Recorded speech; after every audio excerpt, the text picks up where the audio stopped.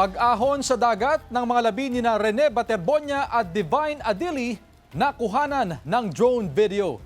Nakaalerto CJ Torida.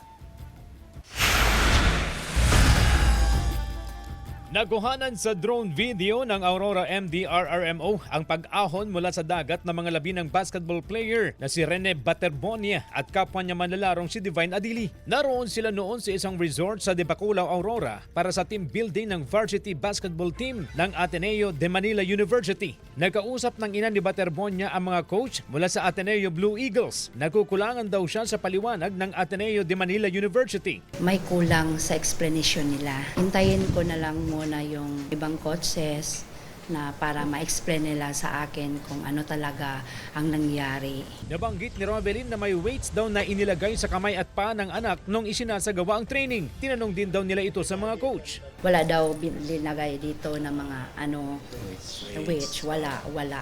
Aksidente lang daw talaga yung nangyari.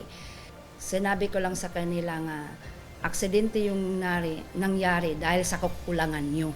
Kasi punta kayo doon, wala kayong rescuer, may medic daw sila pero first aid lang, ganyan. Sa pagsusuri ng mga otoridad sa labi ni Baterbonia, malinaw raw ang sanhi ng kanyang pagkamatay. Lumalabas po na asphyxia by drowning. Ibig sabihin, naubusan siya ng hininga dahil sa pagkalunod. Lumabas din sa investigasyon na sa hanggang bewang na lalim ng tubig ang team building ng koponan. Pero napunta sila sa biglang lalim na bahagi ng dagat at hinampas ng malalakas na alon. Batay sa mga affidavit ng mga nagbigay ng first aid, walang nakikitang foul play ang Aurora Police. Pero magpapatuloy pa rin ang investigasyon ng autoridad. Tinayag din ng PNP na walang sisinuhin sa ginagawang investigasyon. Inatasan na rin ng DOJ ang NBI na bumuo ng task force para imbestigahan ang pagkamatay ng dalawang atleta. Ang NBI ang tutukoy kung may sapat na basehan para irekomenda ang pagsasampa ng reklamo sa DOJ. CJ Torida,